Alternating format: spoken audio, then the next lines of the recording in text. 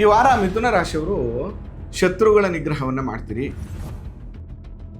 ಸರ್ಕಾರದ ಕೆಲಸ ಕಾರ್ಯಗಳೇನಾದ್ರು ಇದ್ದರೆ ಸಿಂಹರಾಶಿಯವ್ರಿಗೆ ಈ ವಾರ ಆಗುತ್ತೆ. 12 ಕವಡೆ ತುಲಾ ರಾಶಿಯವ್ರಿಗೆ ಏನು ಹೇಳುತ್ತೆ, ಈ ವಾರ ಒಂದಷ್ಟು ದುಡ್ಡನ್ನು ಕಳ್ಕೊತೀರಿ, ಮೋಸ ಹೋಗ್ತೀರಿ.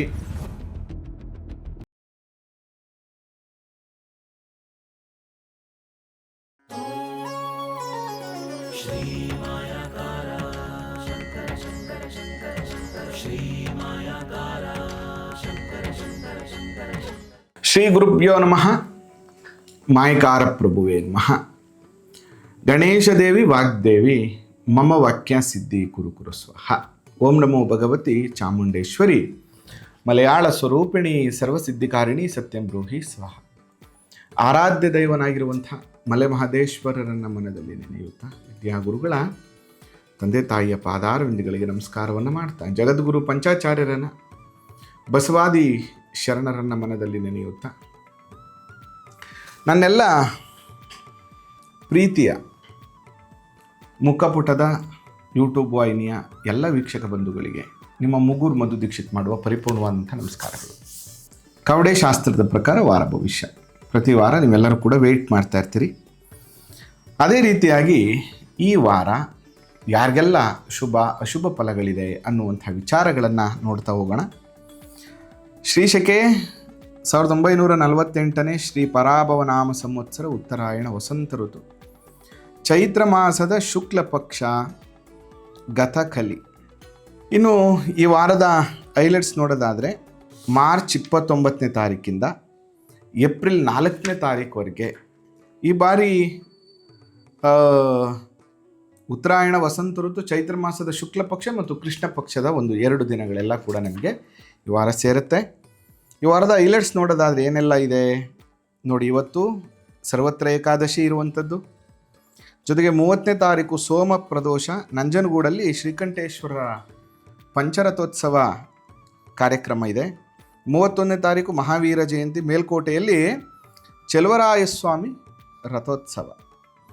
ಏಪ್ರಿಲ್ 1 ದಮನದ ಹುಣ್ಣಿಮೆ, ಅಕ್ಕ ಮಹಾದೇವಿ ಜಯಂತಿ ಇರುವಂಥದ್ದು. ಬೆಂಗಳೂರು ಕರಗ ಮತ್ತು 2ನೇ ತಾರೀಕು ಹುಣ್ಣಿಮೆ ಇರುವಂಥದ್ದು. ಏನಾಗುತ್ತೆ, 1ನೇ ತಾರೀಕು ನಿಮಗೆ ಬೆಳಗ್ಗೆ 7 ಗಂಟೆಗೆ ಶುರುವಾಗ್ಬಿಡ್ತು. 7 ಗಂಟೆ 6 ನಿಮಿಷಕ್ಕೆ ಹುಣ್ಣಿಮೆ ಶುರುವಾಗಿ 2ನೇ ತಾರೀಕು 7 ಗಂಟೆ 42 ನಿಮಿಷಕ್ಕೆ ಮುಗಿಯುವಂಥದ್ದು. ಇನ್ನು ಶುಕ್ರವಾರ ಗುಡ್ ಫ್ರೈಡೆ 3ನೇ ತಾರೀಕು,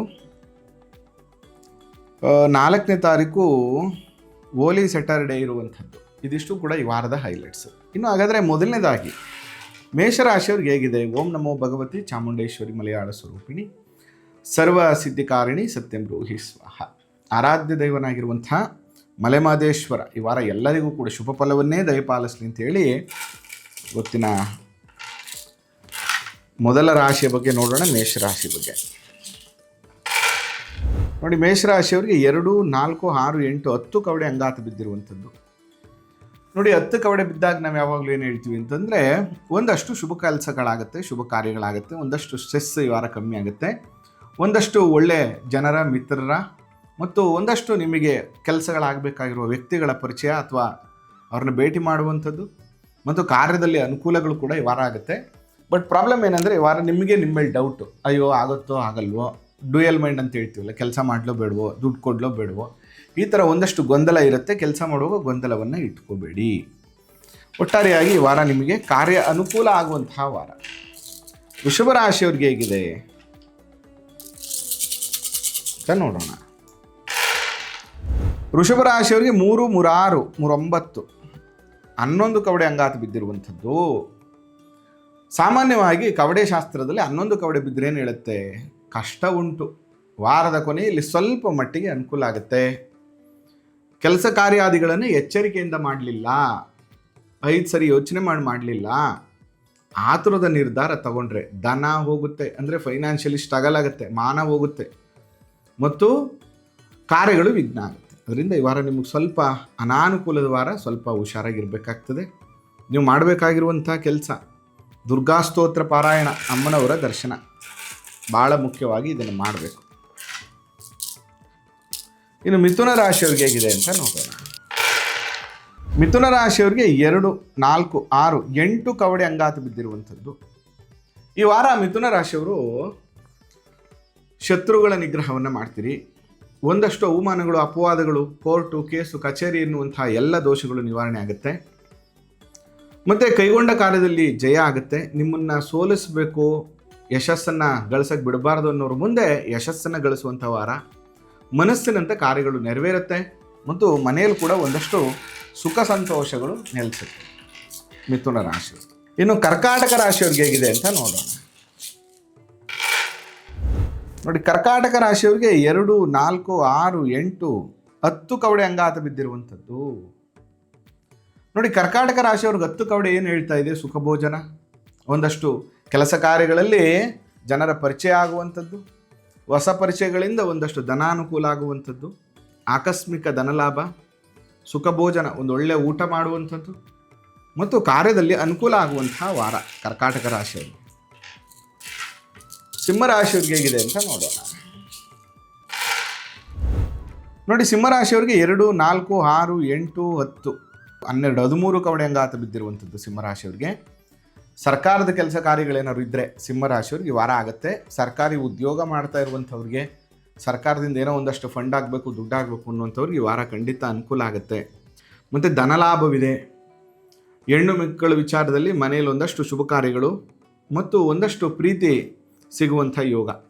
ಮತ್ತು ನೀವು ಯಾರು ಸ್ನೇಹಿತರು ನಂಬ್ಕೊಂಡಿದ್ರೆ ದುಡ್ಡು, ಕಾಸು, ಹಣ, ವ್ಯವಹಾರ ಅಥವಾ ಫ್ರೆಂಡ್ಶಿಪ್ಪಲ್ಲಿ ಅವರಿಂದ ಕೆಲಸ ಕಾರ್ಯಗಳಾಗುತ್ತೆ. ಮತ್ತು ಈ ವರ್ಷ ನೀವು ಮಾಡುವಂಥ ಕೆಲಸವನ್ನು 10 ಜನ ಗುರುತಿಸುವಂಥ ಯೋಗ ಇದೆ ಸಿಂಹರಾಶಿಯವ್ರಿಗೆ. ಇನ್ನು ಕನ್ಯಾ ರಾಶಿಯವ್ರಿಗೆ ಹೇಗಿದೆಯಪ್ಪ ಅಂತ ನೋಡೋಣ.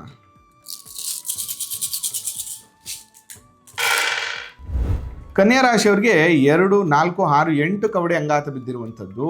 ವೈರಿಗಳನ್ನು ಜಯಿಸ್ತೀರಿ. ಕೈಗೊಂಡ ಕಾರ್ಯದಲ್ಲಿ ಜಯ ಸಿಗುತ್ತೆ. ಹಣಕಾಸಿನ ಮುಗ್ಗಟ್ಟು ಈ ವಾರ ಸ್ವಲ್ಪ ನಿವಾರಣೆ ಆಗುತ್ತೆ. ಕಳೆದ ವಾರ ಇದ್ದಂಥ ಒಂದಷ್ಟು ಫೈನಾನ್ಷಿಯಲಿ ಸ್ಟ್ರಗಲ್ಸ್ ಈ ವಾರ ಕಮ್ಮಿ ಆಗುತ್ತೆ. ಮತ್ತು ವ್ಯವಹಾರದಲ್ಲಿ ಒಂದಷ್ಟು ಧನಲಾಭ ಆಗುವಂಥ ವಾರ ಕನ್ಯಾ ರಾಶಿಯವರು. ತುಲಾ ರಾಶಿಯವ್ರಿಗೆ ಹೇಗಿದೆ ಅಂತ ನೋಡೋಣ. ನೋಡಿ, ತುಲಾ ರಾಶಿಯವ್ರಿಗೆ 4, 4, 8, 8, 4, 12 ಕವಡೆ ಅಂಗಾತ ಬಿದ್ದಿರುವಂಥದ್ದು. 12 ಕವಡೆ ತುಲಾ ರಾಶಿಯವ್ರಿಗೆ ಏನು ಹೇಳುತ್ತೆ? ಈ ವಾರ ಒಂದಷ್ಟು ದುಡ್ಡನ್ನು ಕಳ್ಕೊತೀರಿ, ಮೋಸ ಹೋಗ್ತೀರಿ. ಅಧಿಕಾರಿಗಳಿಂದ ಮತ್ತು ಕೆಲಸ ಮಾಡ್ತಾ ಇರುವಂಥ ವಾತಾವರಣದಲ್ಲಿ ಸ್ವಲ್ಪ ಕಿರಿಕಿರಿ ಉಂಟಾಗ್ತದೆ. ಸೌಖ್ಯ ಇಲ್ಲ, ಜಾಗ್ರತೆಯಿಂದ ಇರಬೇಕು, ಇಲ್ಲ ಸ್ಟ್ರಗಲಲ್ಲಿ ಸಿಕ್ಕಾಕೋತೀರಾ ಅಂತ ಬರ್ತಾಯಿದೆ. ಏನು ಮಾಡಬೇಕು? ಯಾವಾಗಲೂ ಅಮ್ಮನವ್ರ ಕೋಪವನ್ನು ಕಡಿಮೆ ಮಾಡಲಿಕ್ಕೆ ಕ್ಷೀರವನ್ನು ಅರ್ಪಣೆ ಮಾಡಬೇಕು ಅಂತ. ಅದಕ್ಕೆ ನೀವೇನು ಮಾಡಿ, ಅಮ್ಮನವ್ರ ದೇವಸ್ಥಾನಕ್ಕೆ ಸ್ವಲ್ಪ ಹಾಲೊಳಗಡೆ ಸ್ವಲ್ಪ ಬೆಲ್ಲ ಹಾಕಿ ಅಮ್ಮನವ್ರಿಗೆ ನೈವೇದ್ಯ ಮಾಡಿ. ಖಂಡಿತವಾಗಿಯೂ ಈ ಪ್ರಾಬ್ಲಮ್ಸ್ಗಳೆಲ್ಲವೂ ಕೂಡ ಈ ವಾರ ಕಮ್ಮಿ ಆಗುತ್ತೆ.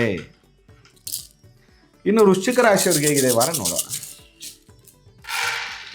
ನೋಡಿ, ವೃಶ್ಚಿಕ ರಾಶಿಯವ್ರಿಗೆ 5, 10, 14 ಕವಡೆ ಅಂಗಾತ ಬಿದ್ದಿರುವಂಥದ್ದು. ವೃಶ್ಚಿಕ ರಾಶಿಯವ್ರದ್ದು ಅಷ್ಟಮ ರಾಶಿ, ಇಸ್ ವೆರಿ ಗುಡ್ ರಾಶಿ. ನೋಡಿ, ಅಷ್ಟಮ ರಾಶಿಯವ್ರಿಗೆ ಅಂದರೆ ವೃಶ್ಚಿಕ ರಾಶಿಯವ್ರಿಗೆ ಈ ವಾರ ಒಂದಷ್ಟು ಚಿನ್ನವನ್ನು ಖರೀದಿ ಮಾಡುವಂಥದ್ದು, ಧನಲಾಭ ಮತ್ತು ಒಂದಷ್ಟು ಕಳೆದು ಹೋದಂತಹ ಸಂಬಂಧಗಳು ಗಟ್ಟಿಯಾಗುವಂಥದ್ದು, ತಿರಸ್ಕಾರಗಳು ಸರಿ ಹೋಗುವಂಥದ್ದು ಮತ್ತು ಸ್ನೇಹ, ಸಂಬಂಧ, ಪ್ರೀತಿ ಸರಿ ಹೋಗುವಂಥದ್ದು, ವ್ಯವಹಾರದಲ್ಲಿ ಲಾಭ ಉಂಟಾಗುವಂಥದ್ದು, ಹಳೆ ಫ್ರೆಂಡ್ಶಿಪ್ ಮತ್ತೆ ಗಟ್ಟಿಯಾಗುವಂಥ ಯೋಗ ನಿಮಗೆ ಆಗುತ್ತೆ ವೃಶ್ಚಿಕ ರಾಶಿ. ಧನುಸ್ ರಾಶಿಯವ್ರಿಗೆ ಹೇಗಿದೆ ನೋಡೋಣ. ಧನುಸ್ ರಾಶಿಯವ್ರಿಗೆ 2, 4, 6, 8, 10, 12, 13 ಕವಡೆ ಅಂಗಾತ ಬಿದ್ದಿರುವಂಥದ್ದು.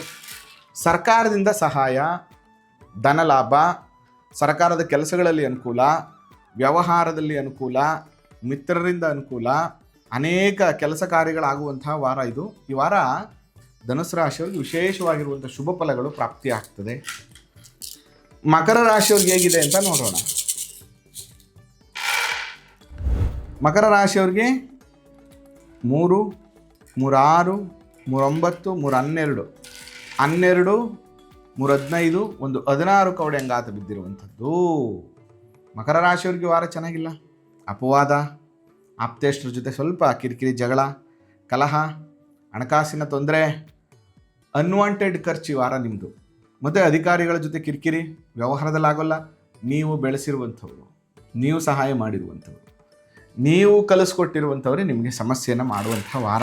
ಸ್ವಲ್ಪ ಎಚ್ಚರಿಕೆಯಿಂದ ಇರಬೇಕು. ಮಕರ ರಾಶಿಯವರು ನೀವು ಮಾಡಬೇಕಾಗಿರುವಂಥದ್ದು ಆಂಜನೇಯ ಸ್ವಾಮಿಗೆ ಸಿಂಧೂರ ಜೊತೆಗೆ ಒಂದಚ್ಚು ಬೆಲ್ಲ ಎರಡನ್ನು ತೆಗೆದುಕೊಂಡೋಗಿ ಆಂಜನೇಯ ಸ್ವಾಮಿಗೆ ಕೊಟ್ಬಿಟ್ಟು ಬನ್ನಿ, ಸ್ವಲ್ಪ ಕಿರಿಕಿರಿ ಕಮ್ಮಿ ಆಗುತ್ತೆ. ಕುಂಭರಾಶಿಯವ್ರಿಗೆ ಹೇಗಿದೆ ಅಂತ ನೋಡೋಣ. ನೋಡಿ, ಕುಂಭರಾಶಿಯವ್ರಿಗೆ ಆರು ಕವಡೆ. ಕುಂಭರಾಶಿಯವ್ರಿಗೆ ಆಲ್ರೆಡಿ 7.5 ಕೊನೆ ಭಾಗ. 6 ಕವಡೆ ಏನು ಹೇಳುತ್ತಪ್ಪ ಅಂದರೆ ಧನಹಾನಿಯು, ದುಡ್ಡನ್ನು ಕಳ್ಕೊತೀರಿ ವಾರ. ನಿಮ್ಮ ಎಕ್ಸ್ಪೆಕ್ಟೇಷನ್ ಥರ ಬಿಸ್ನೆಸ್ ಆಗಲ್ಲ. ಕಾರ್ಯದಲ್ಲಿ ವಿಘ್ನಗಳು, ನೀವು ಮಾಡುವಂಥ ಕೆಲಸ ಕಾರ್ಯಗಳಲ್ಲಿ ವಿಘ್ನ ಜಾಸ್ತಿ ಆಗುತ್ತೆ. ಏನಾದರೂ ಒಂದು ಕೆಟ್ಟ ವಿಚಾರಗಳನ್ನು ಕೇಳುವಂಥ ಒಂದು ಮನಸ್ಥಿತಿ ಪರಿಸ್ಥಿತಿ, ಜನ ವಿರೋಧ, ವಾದ ವಿವಾದಗಳುಂಟು. ಸ್ವಲ್ಪ ಹುಷಾರಾಗಿರಪ್ಪ. ಈ ವಾರ ಅಷ್ಟೊಂದು ನಿಮಗೆ ಅನುಕೂಲ ಇಲ್ಲ, ಅನಾನುಕೂಲದ ವಾರ. ಈ ವಾರ ಸ್ವಲ್ಪ ಎಚ್ಚರಿಕೆಯಿಂದ ಇರಬೇಕಂತ 7.5 ಬೇರೆ ನಡೀತಾ ಇದೆ. ಸ್ವಯಂಕೃತ ಅಪರಾಧಗಳು, ತಪ್ಪು ನಿರ್ಧಾರಗಳನ್ನು ತಗೋಬೇಡಿ, ಸಮಸ್ಯೆ ಆಗುತ್ತೆ. ಮಾಡಬೇಕಾಗಿರುವಂಥದ್ದು ಈ ವಾರ ಕಂಪ್ಲೀಟ್ ತಾಳ್ಮೆಯಿಂದಿರುವಂಥದ್ದು. ಯಾವುದೇ ಕೆಲಸ ಮಾಡೋದು 10 ಸರಿ ಯೋಚನೆ ಮಾಡಿಬಿಟ್ಟು ಮಾಡಬೇಕು. ಜೊತೆಗೆ ಎಳ್ಳು ಮತ್ತು ಬೆಲ್ಲ ಎರಡನ್ನು ಕುಟ್ಟಿ ಉಂಡೆ ಮಾಡಿ ಶನೇಶ್ವರ ಸ್ವಾಮಿ ಕೊಟ್ಬಿಟ್ಟು ಬನ್ನಿ, ತುಂಬ ಅನುಕೂಲ ಆಗುತ್ತೆ. ಜೊತೆಗೆ ಈ ವಾರ ಯಾರಿಗಾದ್ರೂ ಬಿಸಿಲಲ್ಲಿರುವಂಥವ್ರಿಗೆ, ಬಿಸಿಲಲ್ಲಿ ಕೂರುವಂಥವ್ರಿಗೆ, ವೃದ್ಧರಿಗೆ, ಭಿಕ್ಷುಕರಿಗೆ ನೀವೇನು ಮಾಡಬೇಕು ಅಂದರೆ ಒಂದು ಛತ್ರಿಯನ್ನು ಕೊಡಿ, ತುಂಬ ನೆಗೆಟಿವ್ಸು ನಿಮಗೆ ಕಮ್ಮಿ ಆಗುತ್ತೆ. ಮೀನರಾಶಿ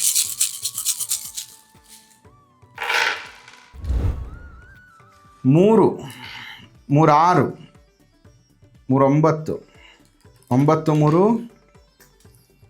3, 12 ಒಂದು 13 ಕವಡೆ ಮೀನರಾಶಿಯವರಿಗೆ ಸರ್ಕಾರದಿಂದ ಸಹಾಯ, ಸರ್ಕಾರದ ಕೆಲಸಗಳಾಗುವಂಥದ್ದು, ಹಣಕಾಸಿನ ಪರಿಸ್ಥಿತಿ ಉತ್ತಮ ಆಗುವಂಥದ್ದು, ಕಳೆದ ವಾರಕ್ಕಿಂತ ಈ ವಾರ ಬೆಟರ್ ಆಗುವಂಥದ್ದು, ಮನೆಯಲ್ಲಿ ಒಂದಷ್ಟು ಹೆಣ್ಣು ಮಕ್ಕಳ ವಿಚಾರದಲ್ಲಿ ಸುಖ ಸಂತೋಷಗಳು ಪ್ರಾಪ್ತಿಯಾಗುವಂಥದ್ದು, ಒಂದಷ್ಟು ಶುಭ ಕಾರ್ಯಗಳ ಮಾತುಕತೆ, ಇದೆಲ್ಲವೂ ಕೂಡ ಆಗುತ್ತೆ.